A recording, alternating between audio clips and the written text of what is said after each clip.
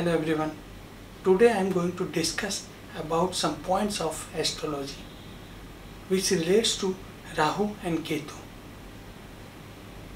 Some of us may know their story, but how it come into existence? We all know there are 4 Vedas: Rig Vedas, Yajur Veda, Sam Veda and Atharva Veda. In Rig Veda, Rahu called as Sobhanu, who stops the light of moon and sun. And Yajur Veda, Sam Veda and in Atharva Veda we can get detailed description of Ketu.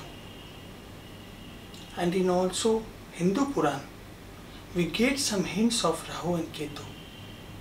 In astrology we have accepted Rahu as 8 planet and Ketu as 9 planet after 7 planets. This is the reason we have to go through Rahu and Ketu major periods. It's mentioned in Vishotri and Ashtottri Dasha. Rahu first declared as planet by Brahmaji in Srimad Bhagavad Puran, and in Matsya Puran Rahu and Ketu are also said as Lord of Shadow. It is also known as shadow planets.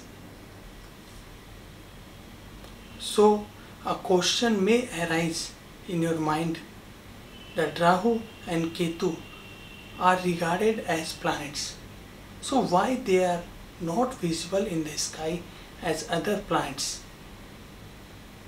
This is because it is mentioned by astrologer Varahamir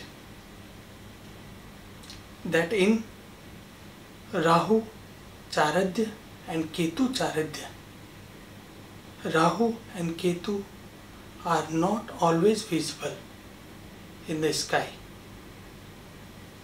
He has also mentioned that there is a particular time when they are visible. He has also mentioned a mathematical verification of the same. Rahu is the most mysterious planet. It always moves in retrograde position. Whenever its major periods going to start, a fear comes in our mind that what will happen in our life. But I want to say that don't get yourself under pressure, because it depends on your birth chart where the Rahu sits,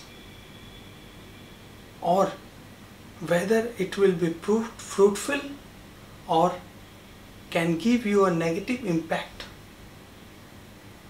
So don't think that Rahu and Ketu are always malefic for you.